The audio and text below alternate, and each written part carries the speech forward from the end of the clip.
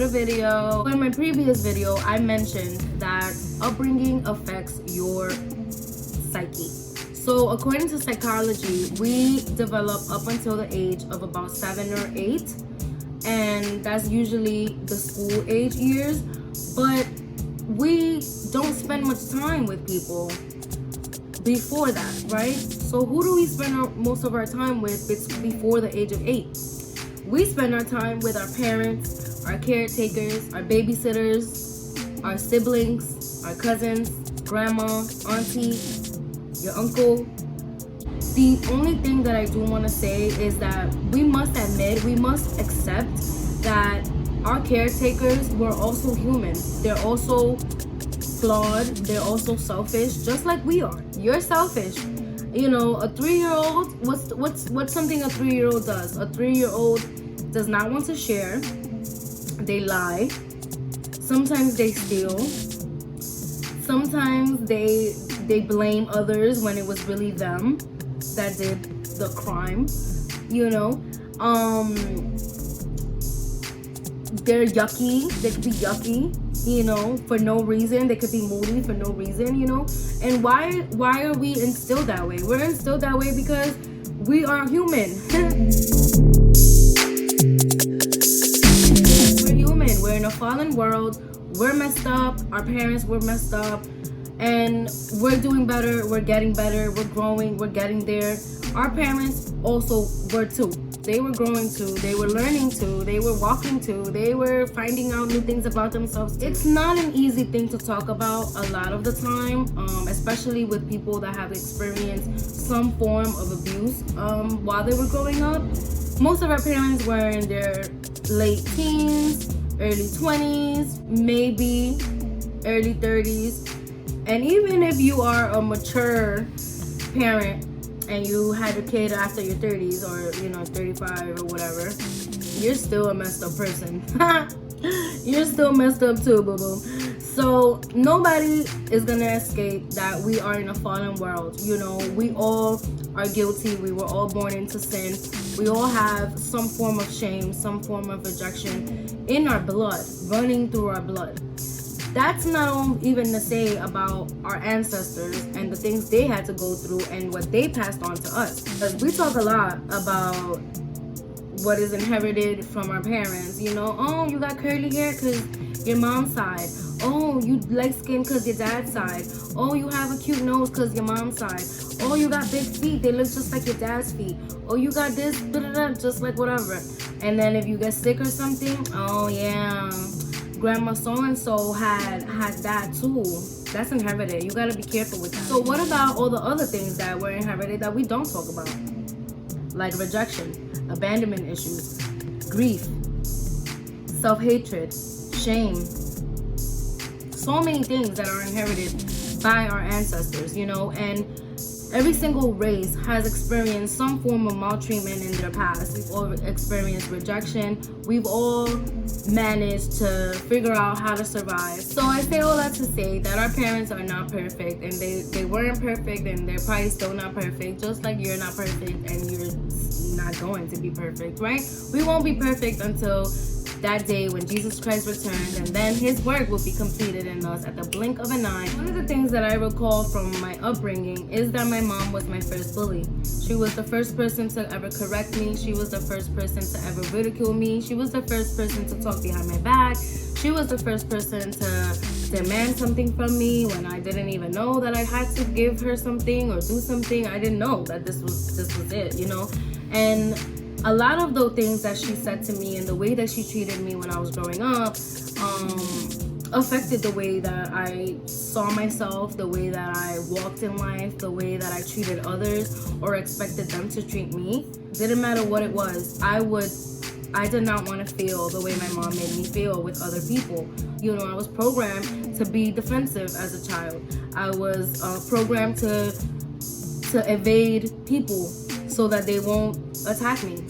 I grew up knowing that if I was yelled at, I was to yell back. If I didn't yell back, I would just be destroyed. I would be emotionally beaten, I would be physically beaten, and I would be cursed out, I would be accused and criticized. I learned this kind of thing with my parents. I was programmed from a child. I want to say a school-age child, a preteen, a teen, a young adult, a woman. I grew. I still had these things in my mind. Some people learn that sexual abuse is normal. Some people learn that parents having arguments is normal. So when they grow up, they're arguing with their significant other, and it's normal to them. They have toxic relationships because they saw their parents have toxic relationships. They cheat on their parents They cheat on their husband or wife because they saw their parents cheat on their husband or wife. They beat their kids because they were beaten. It's just we're programmed to certain things. Actually a little hard for me to talk about this because I don't want my parents to feel bad that I'm sharing this with the world, but I also don't want people to get the wrong idea about what I'm saying.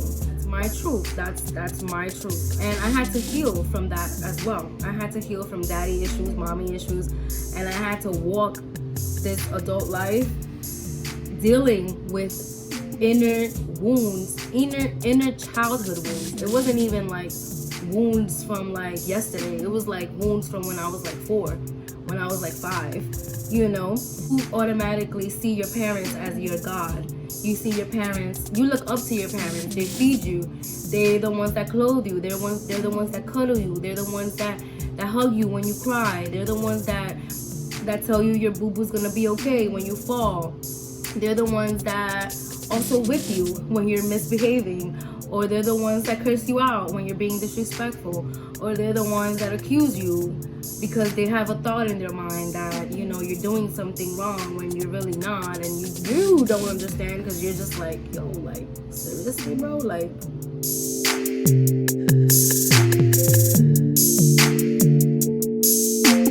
When we grow up, we still have to deal with all these things, right? And while I was growing up, I had the shame from my childhood years. I carried the shame, I carried the rejection, I carried the fear of abandonment, I carried guilt, because I didn't even know why I was guilty either. I had no idea why I felt guilty. I had no idea why I felt ashamed. I had no idea why I felt anything that I felt. I was like 22, 23, and that's when I started to study myself. I was a fiend. I was a searchaholic. I was so hungry for my purpose and my significance and why am I here? Why was I born? Why am I still alive? Like, there's so many people that have died, and I want to know why I'm here, and I want to make a difference in the world, and I want to leave a legacy, and I want to change people's lives, and I don't want people to cry no more. I don't want people to suffer anymore. I don't want people to be sick anymore. Like, I want to change the world. And a lot of people can tell you that I used to always have like these little counseling sessions with my friends, or I would talk to them about sex and relationships and what dreams mean and why the personality is the way that it was. And I was always just that person. I don't know why. That's how God created me. It's praise God. That's how I am. I don't know, And one of the things that I feel that is necessary for us to heal is to heal our inner child. There is a new age wave that is a humanist approach to healing inner wounds and inner child issues, but that's not the route that I want you guys to take. I want you guys to take the route that God gave me to take, which is walking through your pain, sitting with your pain, writing down your memories, forgiving the people that caused you the pain, caused you the rejection, caused you the abandonment. Sit with those people. Express yourself to those people. When they yell or get defensive or cry or whatever, stay quiet. You don't have to respond. If they negate your experience and tell you that you're crazy and that they didn't do that to you, it's okay. You released it. That's what matters, A lot of the time, we want to keep, you did this. I want you to say you're sorry. I want you to take accountability. No. That's not gonna work. What works is you releasing it. What works is you confronting it. What works is you then taking all of that to God, all your broken pieces, all that mesh and all that mess. Take all of that and take it to God and say, Lord, here's my brokenness. I don't know where it started. I can try to recall. I have recalled certain things. You've showed me certain things. But at the same time, I'm not the person that I want to be. And I'm not the person that you created me to be. So can you please do some healing in the places that only you know where to heal and how to heal? Because guys, God is the omnipotent, omnipresent, and all-knowing God.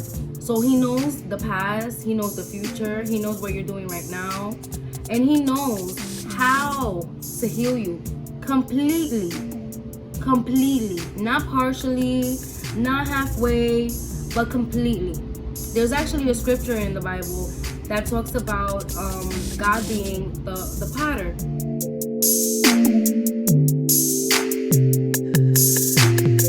And I don't know if you guys have ever taken pottery class, but they sit you in front of a wheel, and the wheel turns, and it turns, and it turns, and it turns, and you put the mold in the middle, and you shape it as you would, right? You shape it, and you rub it, and you do whatever it is that you do, right?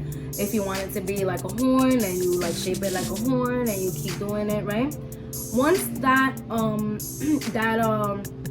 that piece of art falls off the table, it's done. You have to start all over again. Sometimes that happens to us. Sometimes we run away from God, and we think that we're doing something by drinking, smoking, sexting, texting, Netflixing. Like, we think we're doing something, and we're really not. We're just masking the pain. That's all we're doing. We're burying it deeper and deeper and deeper. It's not going anywhere. It's still there. It's still pumping blood, and the wounds are still fresh.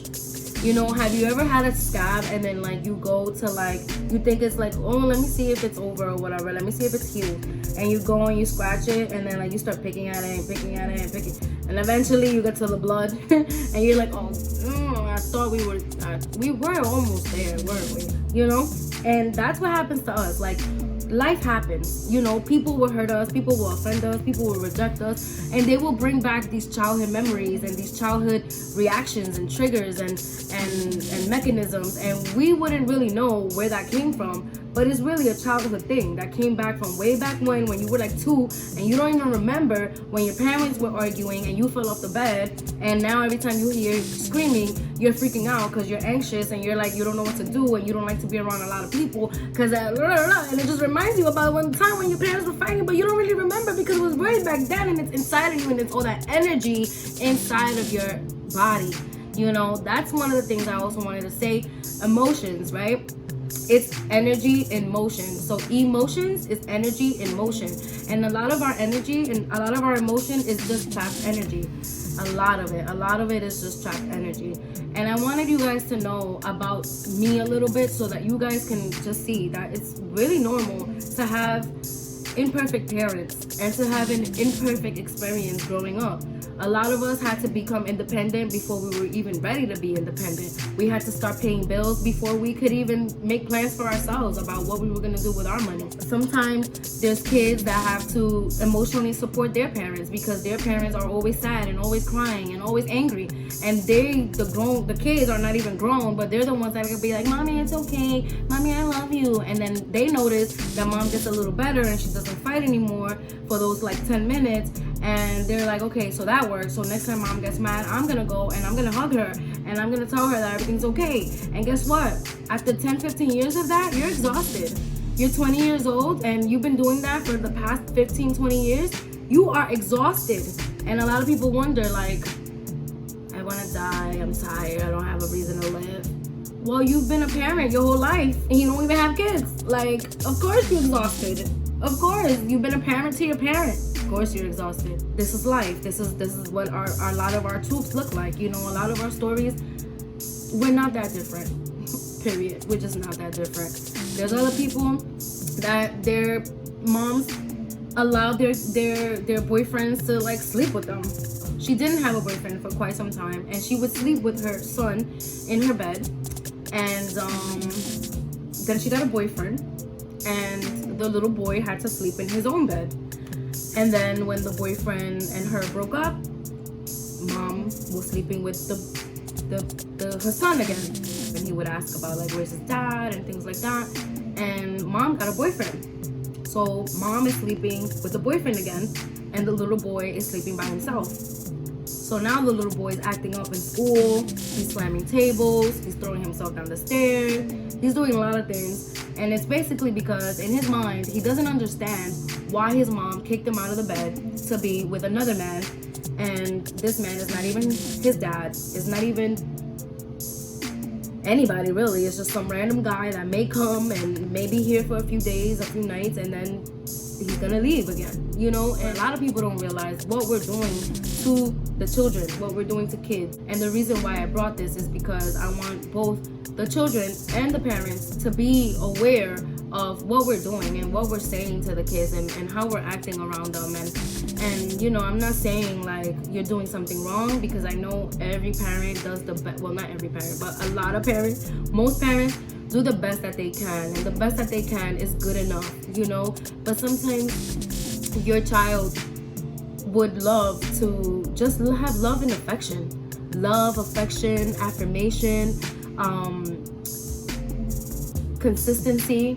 That was something that was lacking in my upbringing. Consistency. I didn't have any consistency. I felt like my parents, I just didn't know. I didn't know when was gonna be a good day or a good time, or it was very sporadic. It was just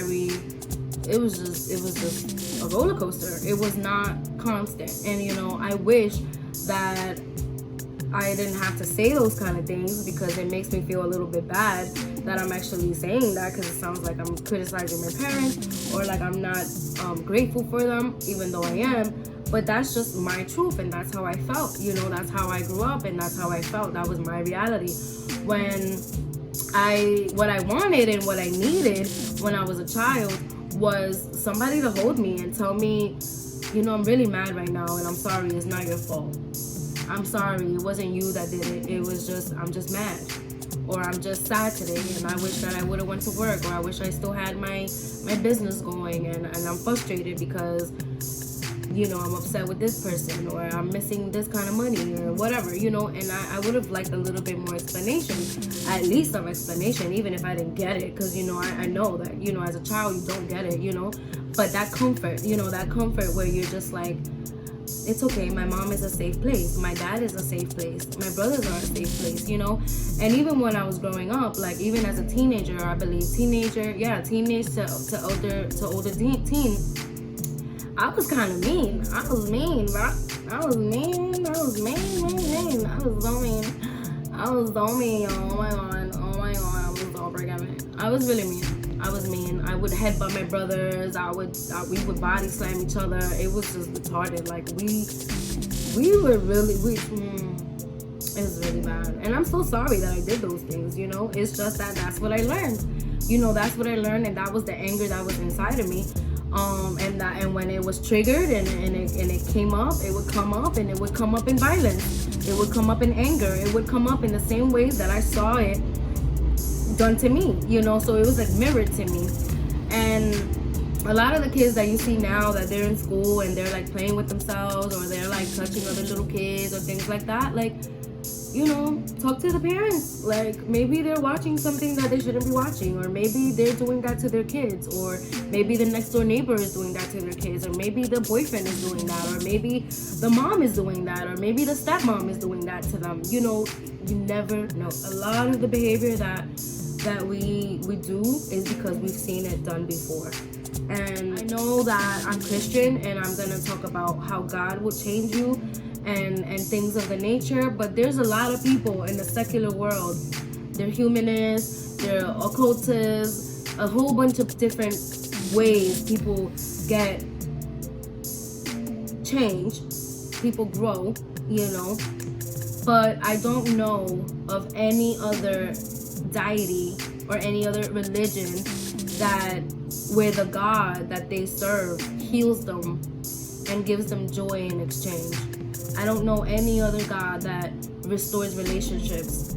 I don't know any other God or any other ritual, any other meditation that brings wholeness into your life, because I've studied a lot of religions because I was on a search, and that's what I was telling y'all in my other video where I was telling you guys about the love of God. I searched to and fro, y'all. I was like the devil out here in the world. I was looking for everything and anything that would cause me to have some supernatural experience, some higher being. I wanted to learn. I wanted to learn. I was curious. I was interested. I was open to anything and everything. I'm still open to a lot of things, just not anything. And you know, I don't know of any God that will honestly and truthfully desire to do life with you, to walk with you, to lead you, to guide you, to heal you, to restore you and your relationships, to mend your broken heart, to multiply you from the losses you've had, the God of restitution. I don't know any God like that, you know, and I want to introduce him to you. His name is Jesus, and he's a good God. He's a good God. He's a Jew, but you know, he's a good God. I'll make another video as to why he's a Jew, but it's alright. It's not a white man. God bless you guys.